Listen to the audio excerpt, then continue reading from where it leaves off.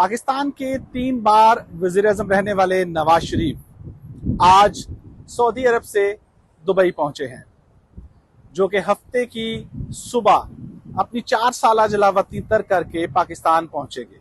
11 अक्टूबर को लंदन से अपना सफर शुरू करने वाले नवाज शरीफ ने 1 हफ्ते से जायद सऊदी अरब में गुजारा और अब दुबई में वो 2 रोज क़याम करेंगे।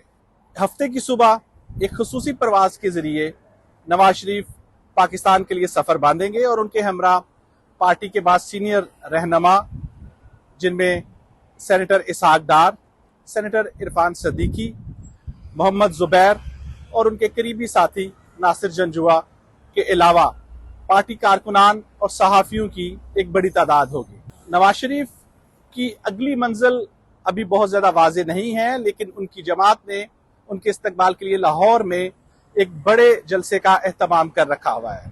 ताहम ये इम्कान भी जाहिर किया जा रहा है कि नवाज शरीफ कुछ वक्त के लिए शायद इस्लामाबाद में पहले लैंड करेंगे।